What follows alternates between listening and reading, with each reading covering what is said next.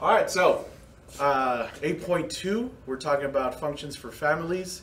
The objective today is transformations. We've been talking about transformations the whole time, chapter after chapter, section after section, and we've been talking about three important things. Hopefully you still remember what they are. Those are A, H, and K. If you don't remember what A is going to be your stretch shrink. H is going to be your shifts, side to side, left to right, depending. Be careful with the built-in negatives. And you're going to have K, which is what shifts your functions up and down. We did yesterday the beginning of some functions, which were the rational functions. Today we're working on this guy, and we saw the picture yesterday, which was 1 over x. Before we move on, I do want you to write down the parent function here with all of its shifts. So we're going to change this to read y equals, write it here, y equals a over x minus h, built-in negative, guys, don't forget that, plus k. And again, just like always, h and k have the same effect on a function. If a gets bigger, you have more of what we call that slopiness. You'll see what it looks like in one of the slides later on. H is still minus h. You've got that built-in negative, so be careful which direction you're moving that into. And then k, of course, is straightforward. Is going to be an up and down shift. This slide should be in your student companion, your curriculum companion, whatever it is. I don't forget the name. But you should see those. And again, they're the same things as always. You've got your vertical shifts. You've got your side-to-side shift, H and K.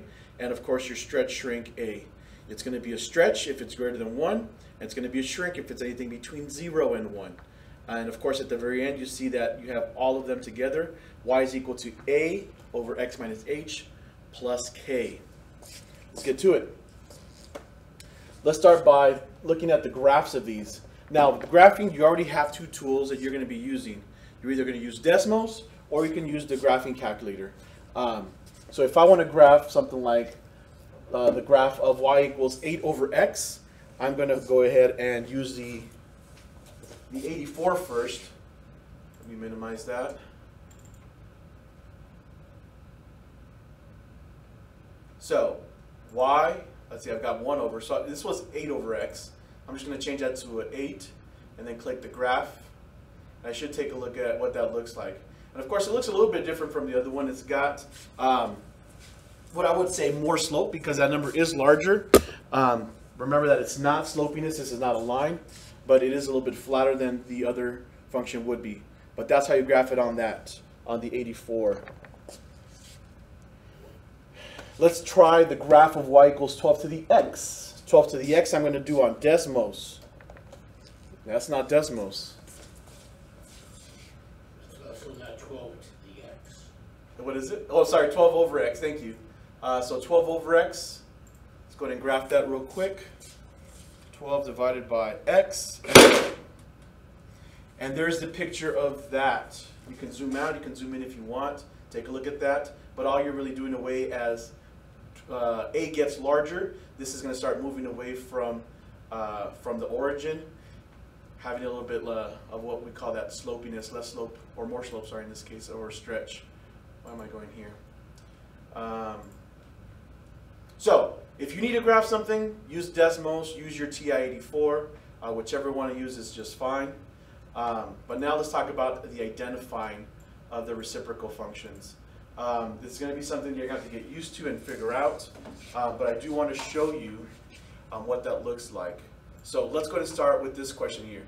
For each given value of a, how do the graphs of y equals, that's supposed to be 1 over x, how is it different from a over x? So the question being, what happens to the function as a starts to change? If we start to put larger numbers in there, or we start to put some smaller numbers in there.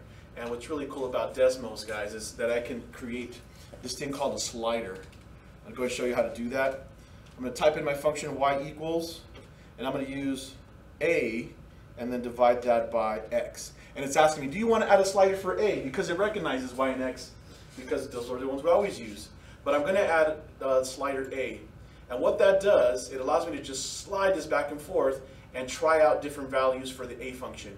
So right now a is 1, so we're looking at the parent function there. Y is equal to 1 over x because a is a value of 1.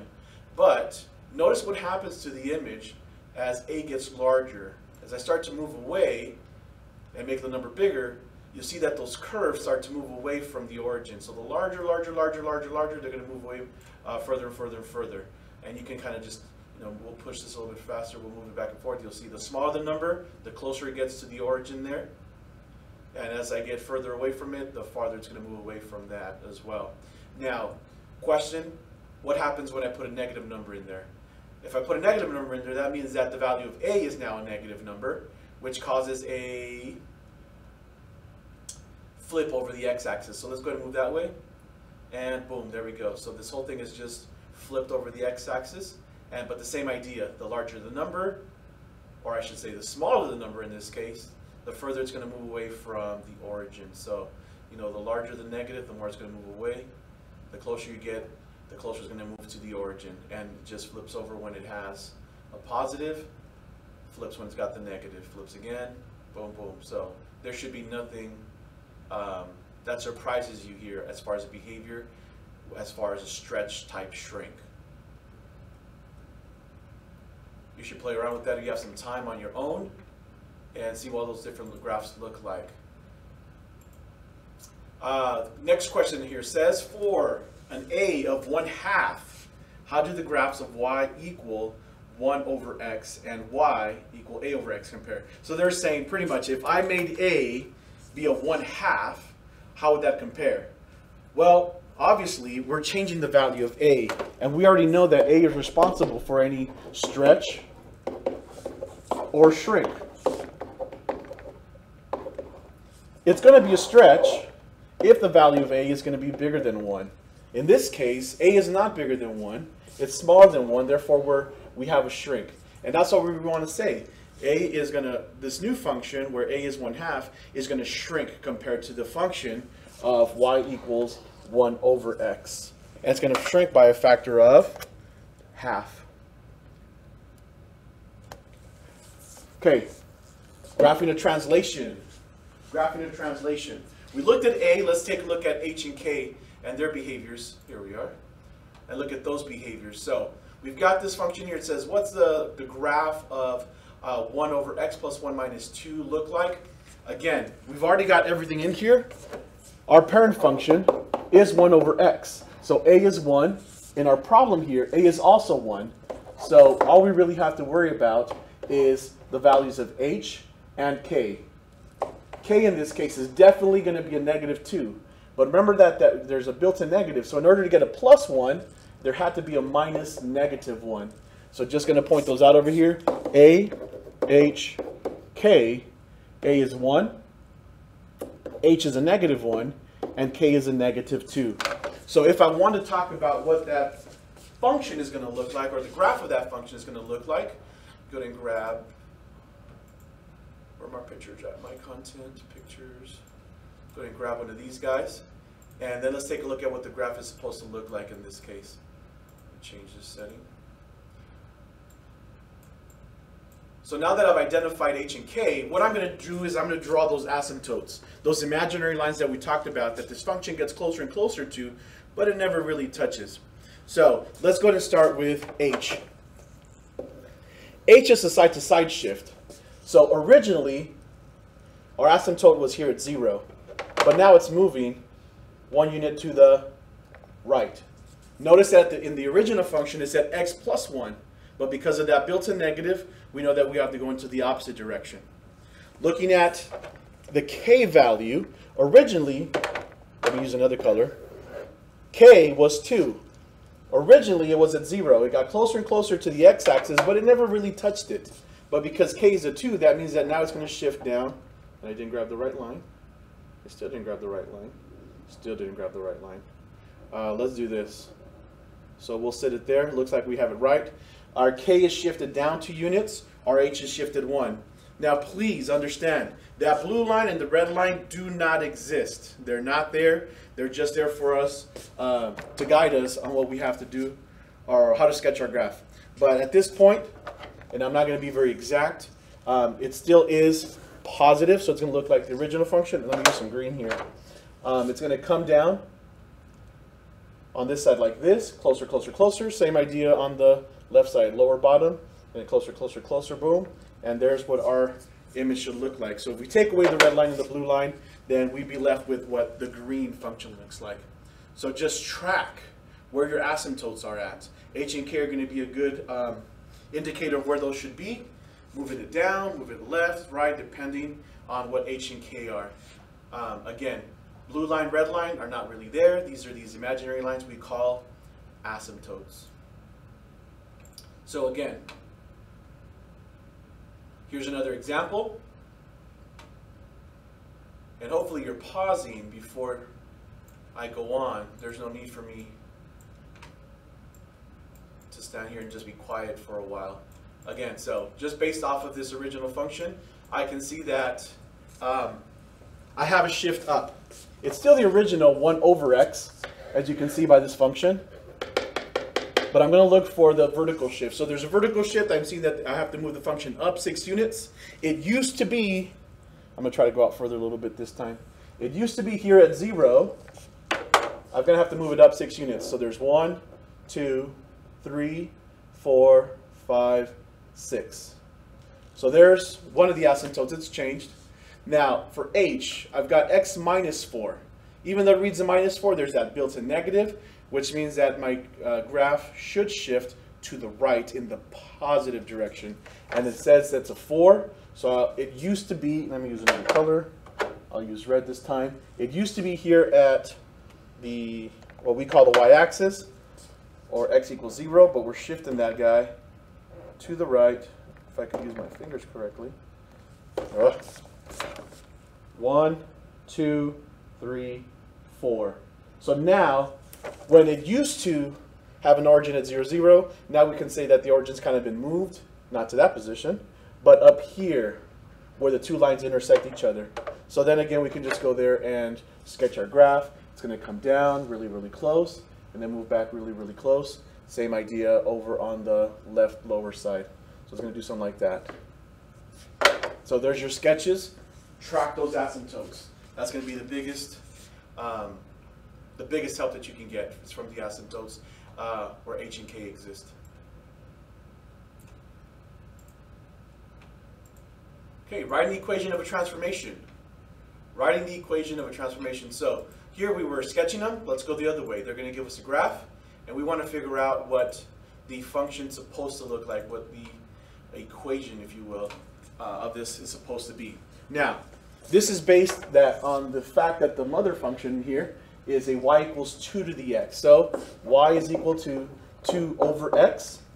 This only has a shift on there. There's a stretch of 2, but they told us that. All we have to figure out is what h and k is. So I'm going to start by trying to find h. I know there's supposed to be a built-in negative, so I'm just going to go x minus and then find that h value. As I go over to the graph, I see that this is 8, which means halfway should be 4. So it looks like this might be at 3, where this asymptote is at. But it is a negative 3, which means that I'm going to have x minus a negative 3. And then I've got my k value, which is my shift up. Again, it looks like we've got 8 up here. Halfway should be 4, so it looks like I'm at plus 4. So I'm going to just plus 4 to get that vertical shift.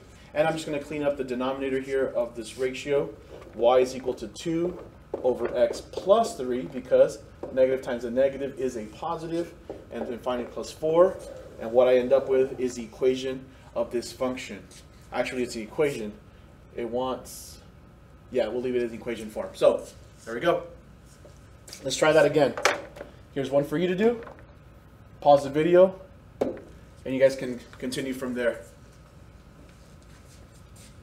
All right, so hopefully everybody's done getting a little sketch going. Let's take a look at what this is supposed to be. Again, this is given that we have a parent function, y is equal to 2 over x. I know it's x minus, so I need to find that h value, or that shift.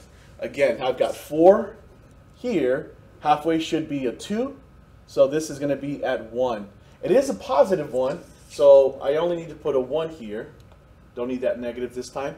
And it looks like the function was shifted down. It looks like it was shifted down. Let's see, here's negative 8, which makes this negative 4. So it moved down 4 units. There's my value.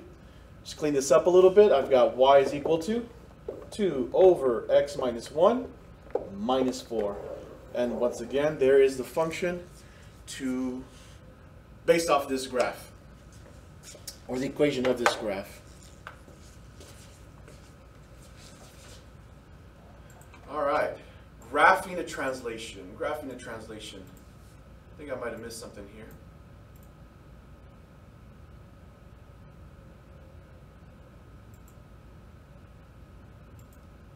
I think we already did this. All right, so I'll just do these as a final wrap up. We're graphing. In this case, I'm just going to go and sketch in freehand. I've got my grid for graphing. I see that there's a -6, which means that the function has been shifted down 1, 2, 3, 4, 5, 6 units. So I'm going to put a little imaginary line there, call the asymptote down at 6. And there's an H shift as well, which seems to be a +4. Be careful, even though this reads x plus 4, there is supposed to be a built-in negative, which means this was x minus a -4, which means that my horizontal asymptote is going to be over at a -4. So 1, 2, 3, 4 should have me asymptote like that. And then finally, this is the parent function of 1 over x. So I can just draw that in the space where it belongs. So somewhere right about here. The other half would be somewhere right over there. And there's our sketch. All right, guys. Homework should be in Math Excel. Please get it done. See you guys when I see you.